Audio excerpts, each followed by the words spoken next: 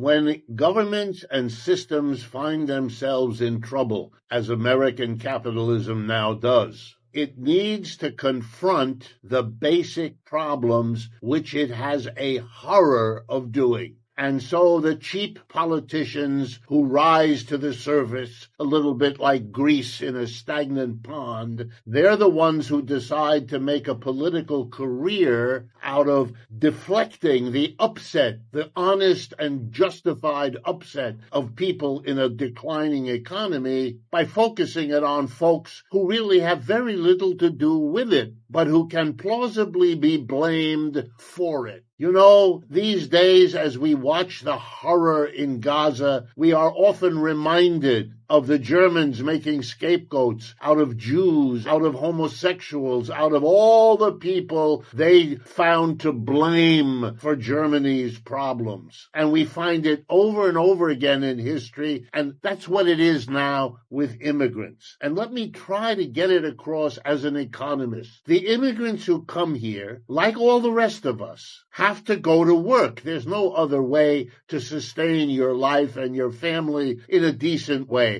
And the vast majority of them, as every study shows, go to work. They go and they get a job. Now let's look at that. They work Monday to Friday like everybody else, and they get paid on Friday, unless their employer stiffs them, knowing that they can't go to the police to help because they don't have the documents. But let's put that aside. Let's assume they get paid. Here's what we know. The money they get paid as a wage, they use for their food, their clothing, their shelter, just like everybody else. But when immigrants work, like everybody else, they also produce more, a surplus. They produce more for their employer than the employer pays them. That's why the employer hires them. The goal of the employer is not to pay the worker. That's a necessary outlay that the employer tries to minimize in order to get what he's in there for, which is that surplus, which is then used, we call it profit in our system, which is used by the employer to keep the whole system going. Well, in my judgment, looking at the history, which is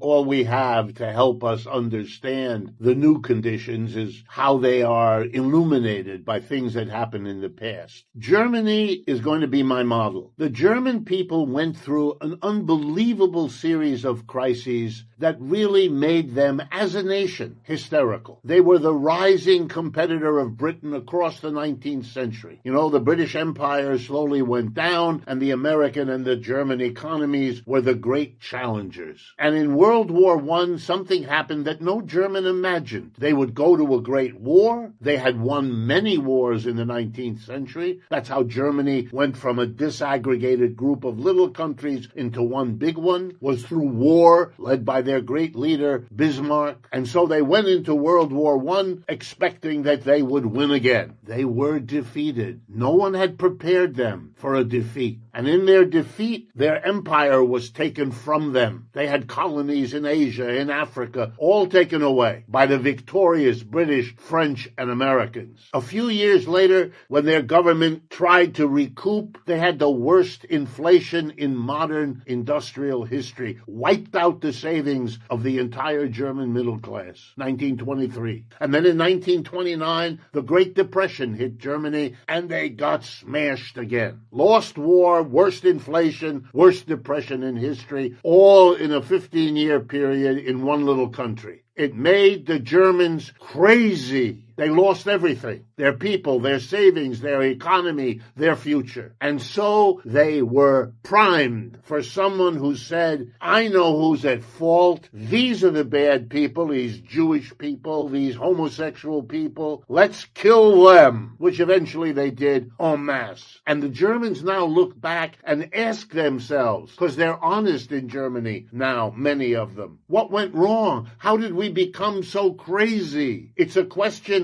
that Israelis will be asking themselves years from now about what they have been doing in Gaza, and we all know it. So the question really is, what happened here? Why are we behaving in these ways? And the answer is the American empire, the self-image of the rising exceptional power that God loves more than he loves anybody else, is dying. We're not the world's leading economy. We're not the world's leading power. We lost the war in Vietnam. We lost it in Afghanistan. We're losing it in Ukraine. It's too much. And a big part of the country has become hysterical looking for something. And so they pick a president who is different from everybody else because he says really cuckoo stuff. You know, if you read the early speeches of Adolf Hitler, that was cuckoo stuff then. He says cuckoo stuff too. And now he's doing cuckoo stuff. Yes, he's deporting all these people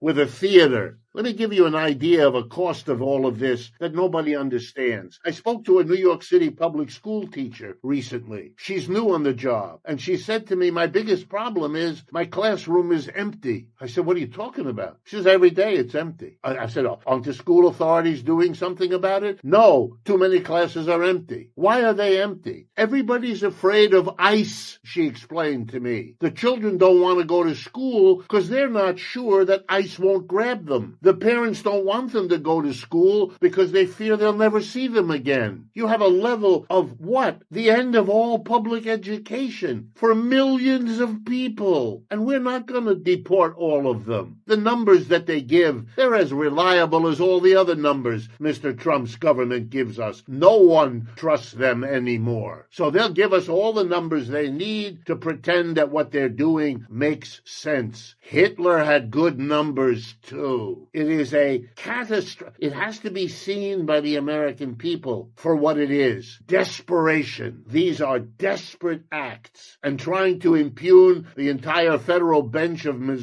Maryland is a desperate act. Now, it may be that there are enough desperados in the Supreme Court to let him get away with it. And then we will see where this desperation leads. It'll be the end of the so-called checks and balances. The judiciary won't be able to offset the executive because that's what he's doing. The legislative will be unable to do it. And you'll have the dictatorship that he's aiming for and that he talks about and that he admires. And that's an act of desperation, because if you can't hold the society together around the parliamentary system that governed this country throughout its history, then what we're watching is the desperate effort to hold it together by force, by putting troops in the cities. Let me tell your audience, in case they don't do what I do, which is survey the foreign press almost every day. The image of troops in your capital city being excused on the grounds that you can't walk in the city, the crime is that you are advertising an out-of-control society. That's the price of making it look reasonable to deploy the troops. And most of the rest of the world understands not the details. They understand that an economy they thought was the emblem of stability, reasonableness, secure power isn't that anymore. And you know what that's going to hurt us with? The rich are going to leave this country. Not because our taxes go up. They don't do that. They don't leave because of that, because they have to pay taxes wherever they go. You know when they leave? When the system is falling apart and they don't want to go down with it. So it's up to us, because we will go down with it if this stuff doesn't stop. Here in the United States, there's been an endless effort by super rich people to get rid of the inheritance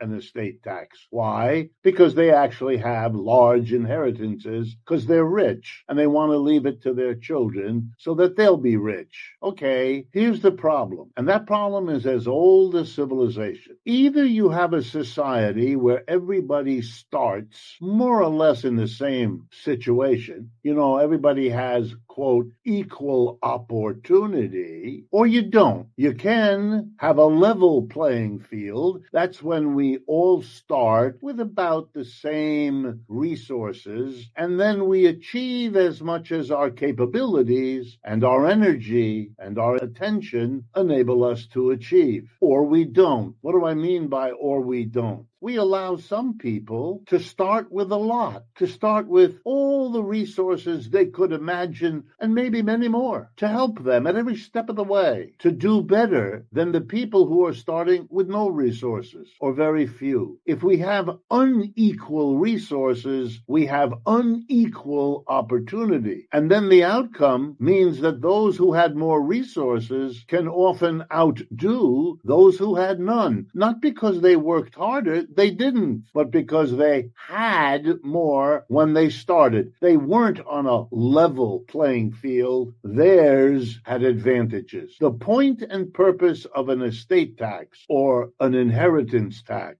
or what the enemies of it tried to call it, a death tax, was to say, whatever you earn while you're alive, you get to keep. You just pay the same taxes everybody else does. But when you die, what you have accumulated is taxed. And why? So that your children are on a level playing field with people who aren't rich and who cannot leave resources to their children. You have to do that if you're committed to equal opportunity, to a level playing field. Otherwise, you're a faker when you say those things. You don't care about equality. You don't care about democracy. You don't care about equal opportunity. You want your kids to have more opportunity, more of whatever there is. That's a fundamental decision each country has to make. What laws will be passed imposing what kind of inheritance or estate tax on their people? Having said that, I now want to compare the United Kingdom, Great Britain, on the one hand, and the United States on the other, so that you can all see how gross the United States' inheritance tax is compared to the British. And by the way, the same comparison applies to many other countries. I'm going to start with the United Kingdom, Britain. Do they have an inheritance tax? Yes, they do. Just as we do here at the federal level. By the way, about a dozen states in the United States, just so you know, have a state-level inheritance tax. So if you die there, your estate is taxed twice, by the federal government at one rate and by the state government at another rate. State government rates of inheritance tax are very low. So it's basically the federal that matters. The state is a small addition. In UK, the inheritance tax works like this.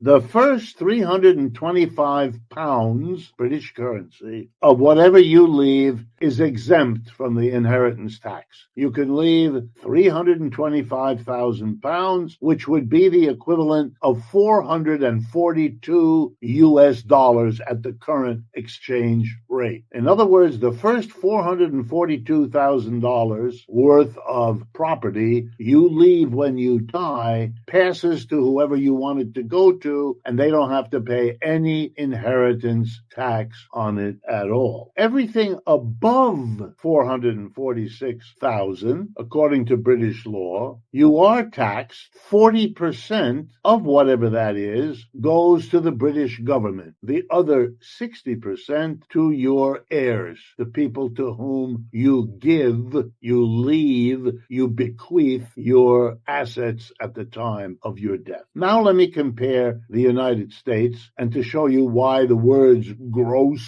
and grotesque apply. So let's begin, and I'm going to be using the numbers that apply for the year 2025, the year we're living through right now. What is the amount of money that an American can pass to whoever he or she wants, their heirs, the people they're giving their assets to at the time of their death? How much are they allowed to leave? Answer: $13.99 million per person. Whoa. That means that a couple, a married couple, can leave to their children $13.99 million twice for a total of $27.98. The maximum, 2 times, one for the